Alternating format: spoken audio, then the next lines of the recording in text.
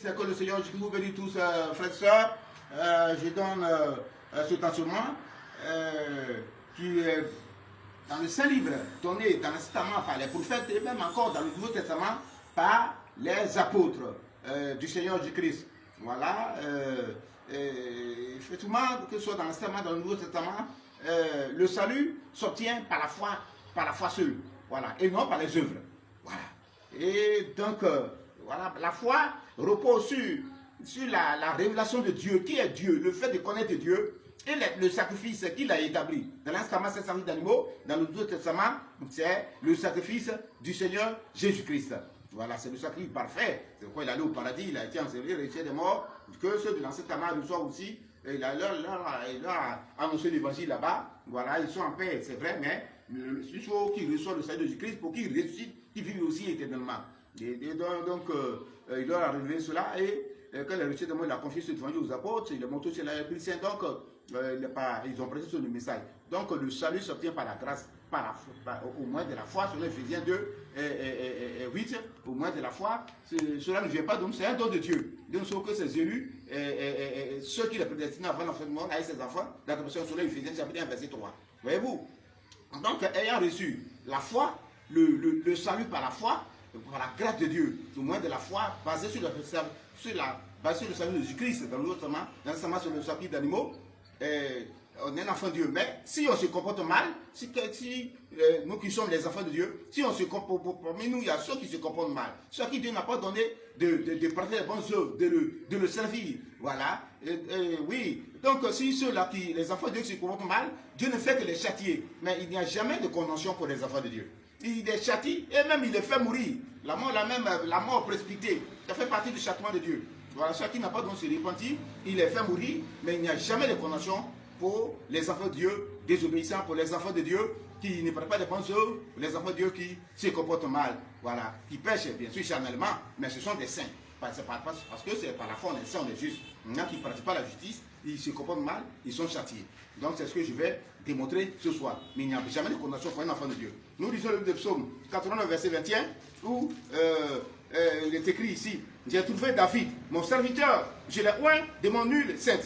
Il s'agit de Jésus qui a annoncé ici, quand l'apôtre nous parle de David ici. De la raison est que, au verset 28, il est écrit, et moi, je ferai de lui le premier-né, le plus élevé des rois de la terre.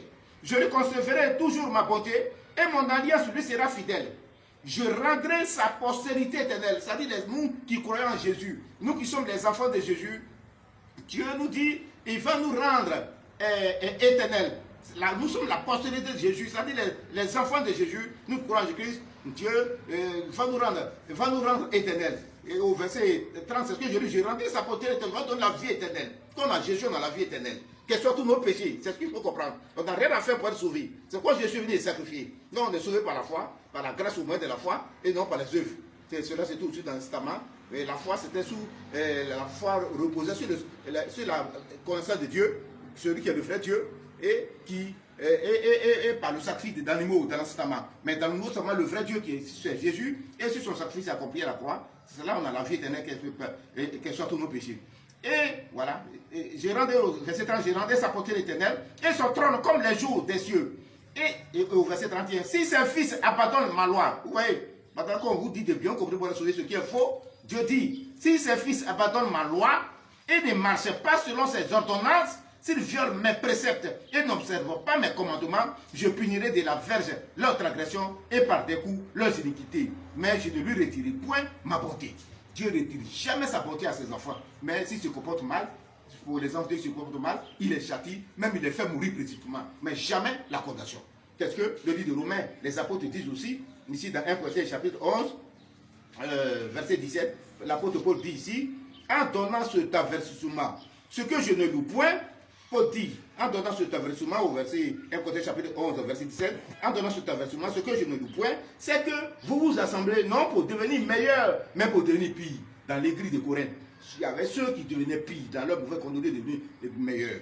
Voyez-vous? Et Paul a dit, même Paul qui a dans ce message dit au verset 30, c'est pour cela qu'il y a parmi vous beaucoup d'infirmes et de malades et qu'un grand nombre sont morts. Si nous nous jugeons nous-mêmes, nous ne serons pas jugés. C'est-à-dire, nos jugements, c'est sur la terre. Mais que ce soit nos péchés, mais il n'y a pas de condamnation. Mais le jugement, Dieu nous châtie, Dieu nous frappe, et même il y a la mort qui peut arriver pour les enfants de Dieu qui se comportent mal. Mais il n'y a jamais de condamnation, c'est que Paul a dit. Mais quand nous sommes jugés, nous sommes châtiés par le Seigneur, afin que nous ne soyons pas condamnés à faire le mal. Donc il n'y a jamais de condamnation pour un enfant de Dieu. Mais c'est le châtiment qui arrive aux enfants de Dieu qui se comportent mal. Alors c'est pour éviter le châtiment que nous nous faisons baptiser. Nous sommes membres, et même sans le baptême d'eau, ben, par la foi, si on est fait baptiser d'eau, même sans le baptême, on devient membre de l'Église, de Jésus-Christ. Pas des enfants de l'Église de Christ, et on obéit à sa parole. C'est pour éviter d'abord le châtiment de Dieu et être récompensé, obtenir des récompenses sur cette terre. Les récompenses, c'est que Dieu va nous donner une longue vie et il va nous accorder la prospérité dans nos activités sur cette terre et il va nous bénir dans les choses de la terre, dans nos maisons, et les récompenses du ciel aussi à ce que l'Église va être enlevée et ceux qui les ont Dieu qui sont obéissants vont être enlevés et régner avec le Seigneur. Donc le Seigneur, je vous bénisse.